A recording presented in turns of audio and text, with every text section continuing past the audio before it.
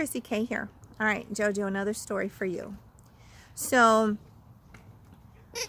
this is, oh my gosh, year 2002. So this is a bit ago. Okay, like what, 18? No. When are we in? I don't know, 16 years ago. So I just got divorced. Well, I just got separated. It's my first Christmas without my children. They were 3 and 1. I've never been without my kids.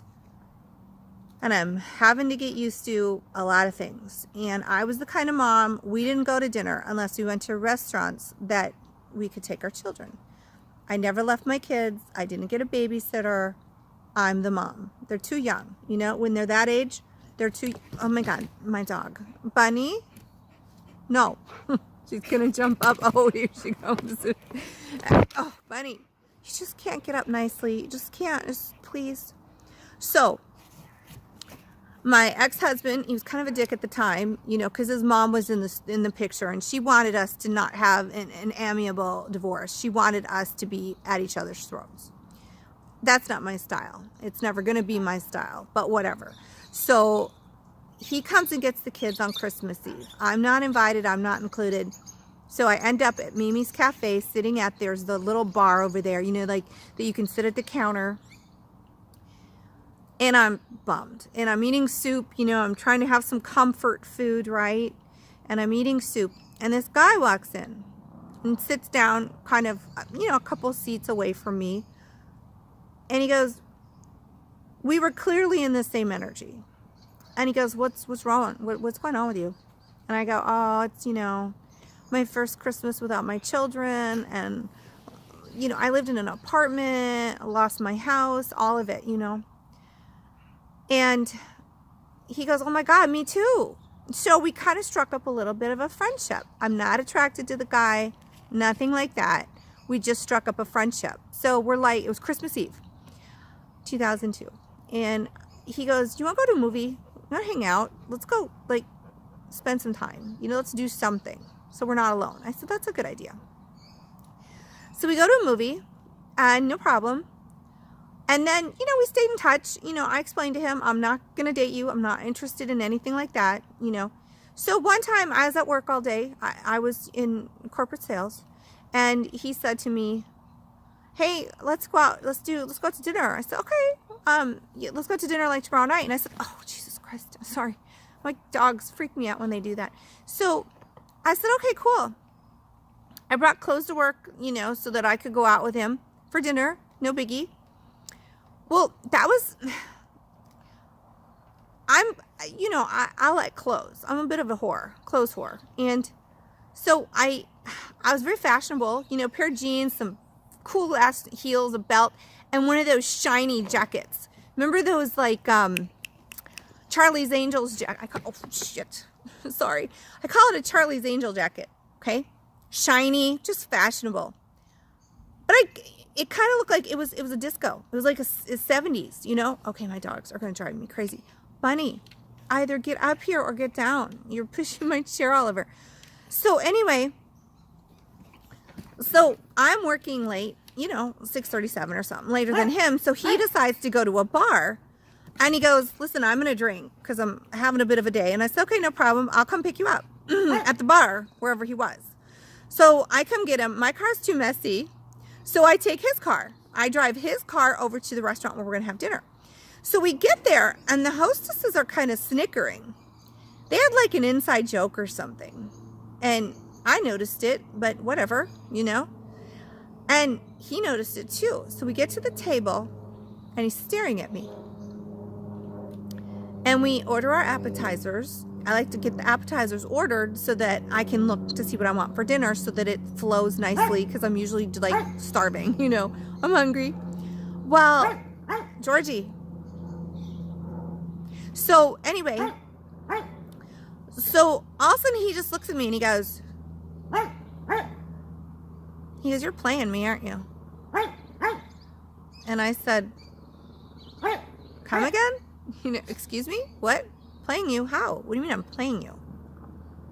And he goes, you're a lady of the evening. At first I thought he was joking. And I go, what? He goes, "You're a hooker." I go, "Yeah, right. You know, I sell houses all day. I'm in corporate America, and I'm a hooker by night." Exactly. You nailed it. You're on to me, buddy. You know, I thought he was joking. And he just stared at me. And I looked at him and I said, "Are you fucking kidding me right now?" I go, "Did you just call me a hooker?" I call my girlfriend on the phone who's known me for years. I go, "I'm with a guy right now who just told me I was a hooker. Just asked me if I was," and she goes, "Is he still alive?" So in the interim, the server comes back, the waiter, to take our order. I go, "You know what? No." I go, "I want the check right now, please. He just called me a hooker. We're going to be leaving. There'll be no dinner.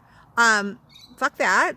And I got up and I had his keys. I got up and I walked out of the restaurant. I go, "You can pay the bill." So the only thing I could think of was, in his twisted mind, and I'd never in my life been to this restaurant before, ever. So he twisted around and he thinks that I bring all my Johns there. And, oh my God. And can you imagine? I don't sleep with anyone, you know, ever. And, and he thinks I bring all my Johns there. And he thought that the hostesses were snickering because I was bringing another one. Like, "Oh, there she is again." And that's not even the restaurant. So this is that separate occasion that I told you about. So then I drive myself back to my car. He gets in the car. Oh, I don't talk to him. I almost ran him over. I was so mad. Oh my God. Seriously. So, he tried to text me and apologize for months. Yeah, whatever. Never talked to him again. So another story kind of in the same vein, like I said, I online date. And I wanted to have it convenient to my house, so I would do it right. Well, it was my apartment, but when I just got divorced, so I would online date. And I would have 6 dates in a week or 2. And then I wouldn't date for a year because I hated it. So anyway, I did that. And I had a favorite server. I used to go in there all the time. They have reverse happy hour, and I would work till midnight and then go into this sushi place. It's called Raw, R-A, and I would have sushi, reverse happy hour. And he looked at me one day and he goes, "Are you a prostitute?" I go, "What?" He goes, "You bring all these men in here all the time." And I go, "I'm online dating." And he goes, "All the servers think you're a hooker." And I go, "But I'm the one who pays the bill." Because I always pay, if I go on a date and I don't like the man, which I never do, I pick up the bill. I pick up the check. What I do is when dinner is finished and they're clearing the plates, I go up to the hostess desk on the way to the restroom and I hand my card. Because I don't want a man to think, "Oh my God, she used me for dinner and she even kissed me and I owe them something, or they get to touch my boobs or something, So I paid for every date. And I said, excuse me, I said, "But I'm the one paying for the dates. Why would a prostitute pay for dinner, And he goes, "Yeah, nobody thought about that." I go, "Oh my God. You wouldn't think I would switch it up and go to different restaurants or something?" I said, "I live right here, next door. It's just convenient. I work a lot, and is that crazy?" So I've been asked if I was a prostitute twice.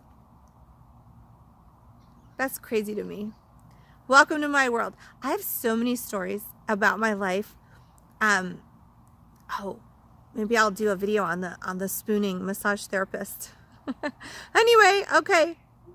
Kisses.